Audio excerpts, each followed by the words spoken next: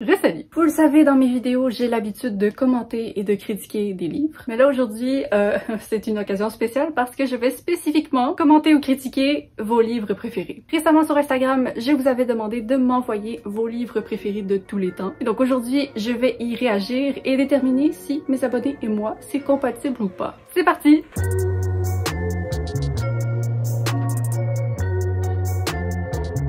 Avertissement avant de commencer. C'est pas grave si j'aime pas votre livre préféré. Ça ne veut rien dire sur vous en tant que personne. Tout ce que ça signifie, c'est que vous avez réussi à trouver de la joie dans une œuvre où moi, j'ai pas réussi à le faire. C'est tout, là. C'est tout. Les goûts, c'est subjectif. J'ai des livres préférés que vous détesteriez. Je ne vais pas modérer mes propos dans cette vidéo, mais sachez que mon intention, en tout temps, c'est d'être divertissante plutôt que blessante. Donc, on se prend pas au sérieux, les amis, ok? On a du plaisir aujourd'hui. Alors, pour cette vidéo, je vais ramener la mode des tier rankings. On va se faire un petit classement et au bas de la grille, j'ai gardé 2 emplacements pour les livres que je n'avais pas lus. Donc, je peux pas les juger, mais je vais vous dire s'ils sont dans ma pile à lire ou si je les connais et j'ai pas vraiment l'intention de les lire. Avant de commencer, je vais vous expliquer c'est quoi la signification de chaque catégorie. Vous allez voir, je suis allée dans un thème de ciel. Parce que je sais pas si vous l'avez remarqué, mais il y a quelqu'un ici qui aime le ciel. Au bas de la liste, nous avons la catégorie les pieds sur terre. Avec la catégorie des pieds sur terre, le sentiment que je souhaite exprimer, c'est je suis contente que vous ayez aimé ce livre, mais moi je veux plus jamais revivre ça. Ensuite, nous avons la catégorie en way, embarque dans l'avion. Ça veut dire que ce sont des livres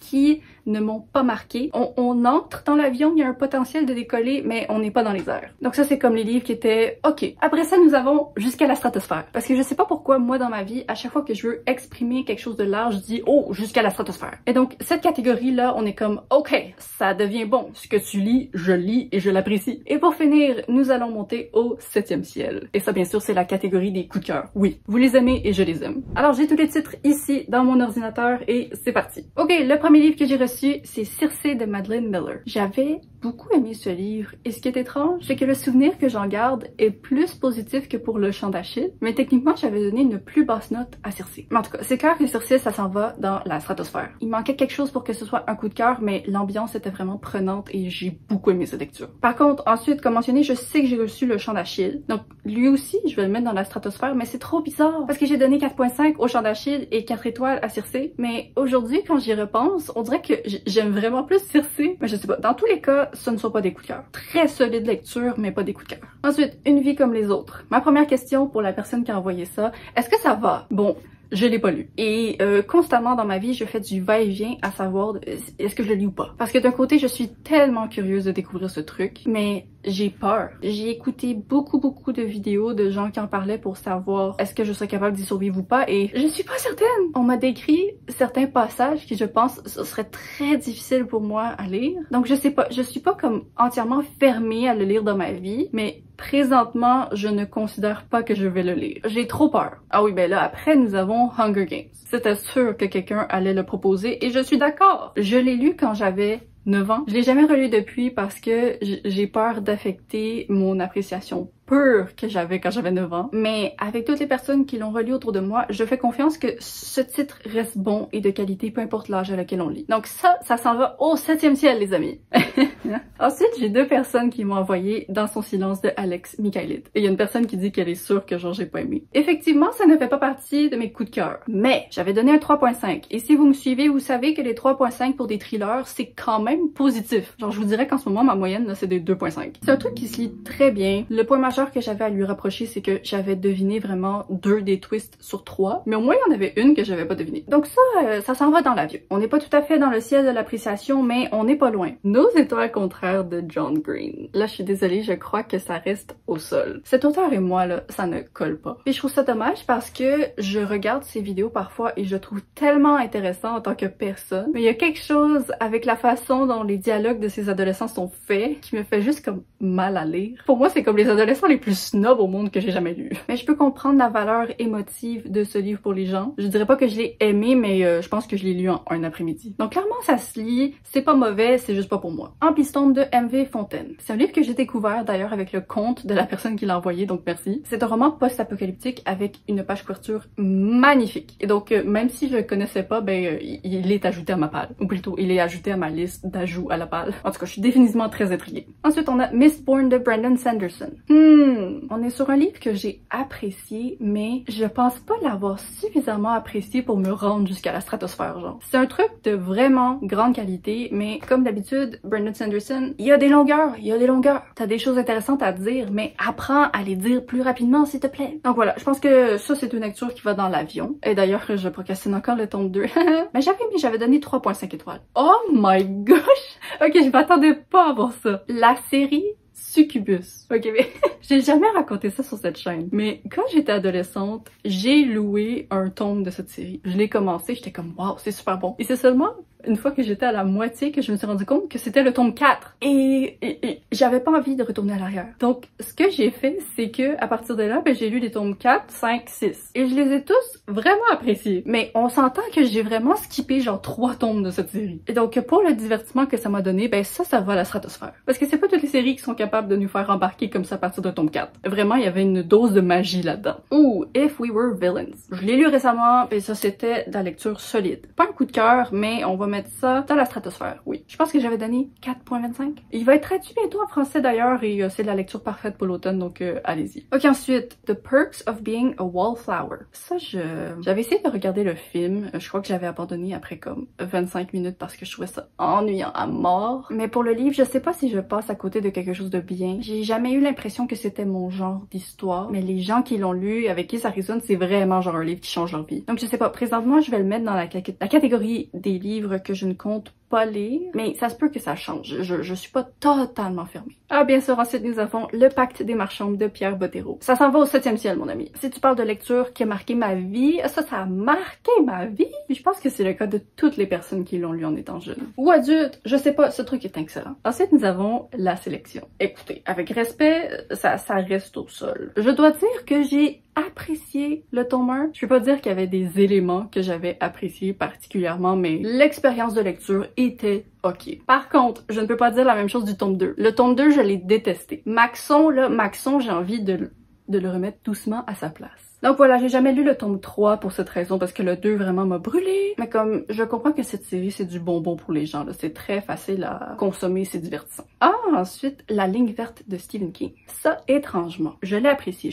Mais auprès des fans de Stephen King, c'est vraiment comme un des livres favoris. Et je dirais que pour moi, ça a juste été comme ok. Ok, c'était beaucoup trop faible comme mot dans cette phrase. Je sais pas pourquoi j'ai dit ok, mais c'était vraiment plus que ok. Je le mettrais dans la stratosphère, mais presque pas. Je peux pas le mettre dans l'avion parce que l'avion il a clairement décollé, mais je lui avais donné 4 étoiles, ça avait été une très bonne lecture, mais j'en suis pas marquée aujourd'hui. Ce qui est étrange puisque je pense que c'est vraiment un livre qui touche profondément les gens. Donc je sais pas trop. Je comprends pas pourquoi ça m'a pas touché autant. Ensuite, Phobos de Victor Dixon. Je crois que j'ai jamais parlé de cette série sur ma chaîne, même si je l'ai lu au complet. La personne a fait exprès de spécifier la série, donc je vais classer le livre selon la série. J'avais apprécié le tome 1, j'avais apprécié le tome 2, j'avais apprécié le tome 3 et j'avais pas apprécié le tome 4. Donc je sais pas, pour moi je pense que ça reste au sol. Hey, je me suis totalement trompée dans mes mots. Je voulais dire que ça va dans l'avion, mais l'avion reste au sol. Excusez. Je suis vraiment contente que cette série existe. C'est tellement une bonne façon d'ouvrir les portes de la science-fiction à un jeune lectorat. Le tome 1 était super addictif, mais ouais, moi c'est clairement une série qui s'est méga essoufflée en cours de route.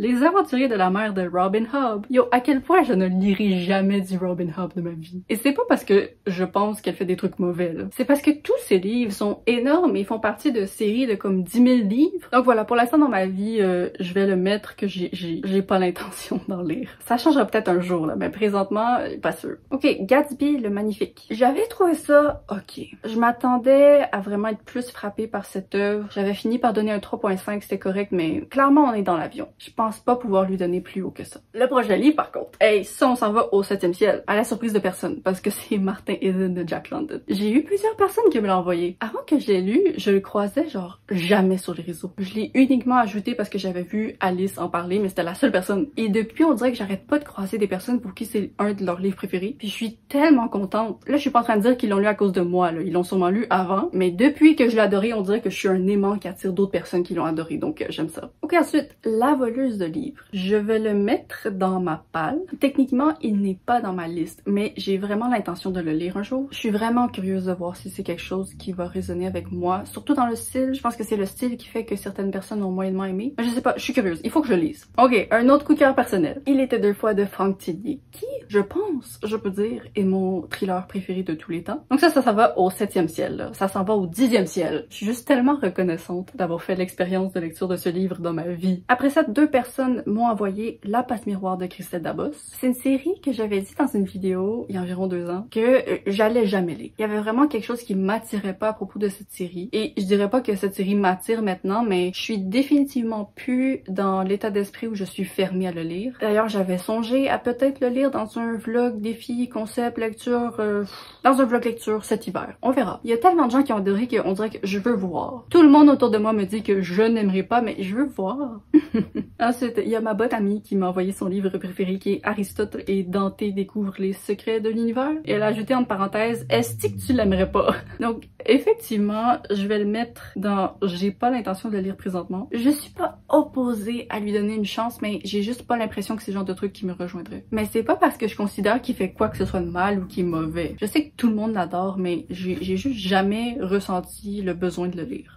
Oh. Ok, le prochain livre, c'est Shatter Me. Et ça, je suis désolée, ça reste au sol. Mais c'est pas comme j'ai totalement détesté. Je me souviens, j'avais fait une critique sur Goodreads et j'avais dit quelque chose comme le style de plume, c'est à la fois super beau et un des trucs les plus insupportables et pénibles que j'ai vu de ma vie. Genre, je sais pas, la plume de cette autrice est particulière. Il y a des phrases, j'étais comme oh, mais il y avait plein de phrases, j'étais comme mais j'avais aimé les personnages. Je trouvais que le récit était vraiment un peu c'est un peu lourd, c'était un peu lourd. Ça reste au sol clairement pour moi, mais c'est pas un truc que j'ai totalement détesté. Même que peut-être que je vais lire le tome 2 un jour juste pour voir comment je me sens réellement face à la plume. Ensuite, j'ai reçu Call Me By Your Name. Ça, je l'ai lu il y a quelques années et je l'avais apprécié. Je pense que j'avais donné 4 étoiles.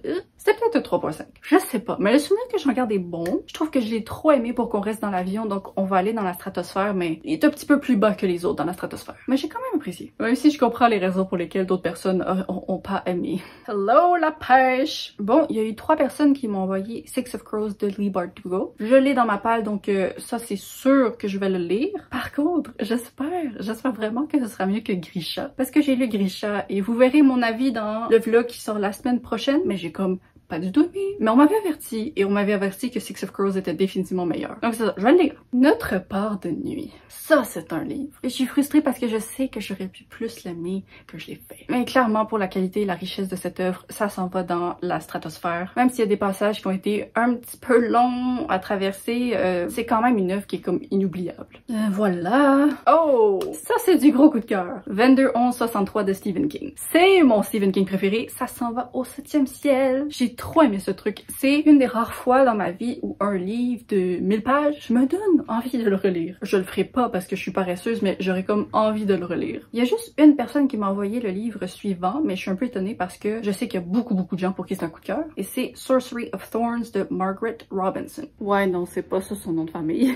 C'est un livre que je compte lire. J'étais pas sûre de l'ajouter à ma palle, mais il est en livre audio sur Scribd, donc c'était dans mes plans de l'essayer cet automne. Je sais pas à quel point j'ai des chances d'adorer autant que les autres, mais j'aimerais ça aimer ça. Oh, après ça, on m'a envoyé ma sombre Vanessa. Let's go, on envoie ça au 7e ciel. Il y a quand même beaucoup de livres au 7e ciel. Je savais pas du tout à quel point j'allais être compatible ou pas avec les gens qui me suivent, mais pour l'instant, on est vraiment plus dans le positif que le négatif là. Oh, après ça, on a Coucoum. Ok.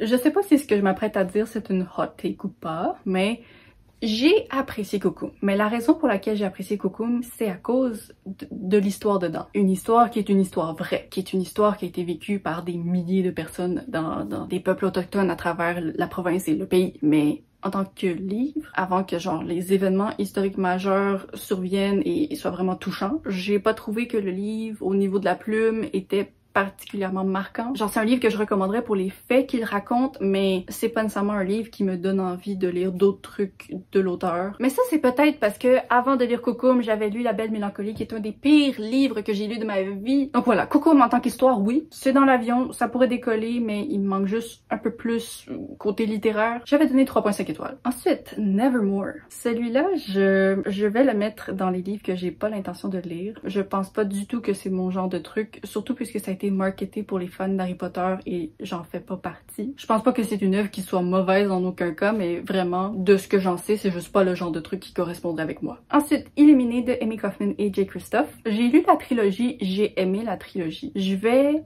le mettre dans la stratosphère parce que même si j'avais peut-être des problèmes avec le tome 1 et le tome 3, je trouve que tout ce qui a été introduit avec l'intelligence artificielle était incroyable. C'est une série avec ses défauts, mais c'est une série avec ses qualités et je me souviens encore de ses qualités, c'est un truc qui m'a marqué. Donc c'est ça, je peux pas juste le mettre dans l'avion parce que clairement on a décollé. Mais ouais, je pense que j'avais donné 3.5 étoiles au premier tome. J'avais vraiment pas aimé le début, mais ça m'avait convaincu par la fin. Le tome 2 était mon préféré, le 3 était ok, mais pour moi, je pense que c'est vraiment le tome 2 qui me reste en tête. Ou L'Alchimiste de Paulo Coelho. Ok, ça va être difficile parce que je l'ai lu quand j'avais 15 ans. C'était vraiment quand je commençais tout juste à lire des romans adultes et à l'époque, j'avais vraiment aimé, j'avais donné 5 étoiles, mais j'ai pas l'impression que si je le relisais aujourd'hui, ce serait ça. Donc, je sais que c'est bizarre parce que je lui ai donné 5 étoiles, mais le feeling que j'ai, c'est que ce serait dans l'avion. Genre, je sais que c'est fou, là. Il faudrait techniquement que je le mette au moins dans la stratosphère. Mais je veux pas le mettre aussi haut sans l'avoir relu. J'avoue que c'est sûrement l'influence des personnes autour de moi qui l'ont lu à une époque où elles avaient lu plus que moi comme moi je l'avais lu et comme elles l'ont pas aimé. Donc c'est pour ça que ça me fait douter, c'est pour ça que je mets là. Mais je peux comprendre l'impact marquant, je peux comprendre pourquoi c'était le livre préféré de quelqu'un selon l'expérience que j'ai lue en le lisant. Ensuite, plusieurs personnes m'ont envoyé un psaume pour les recyclés sauvages de Becky Chambers.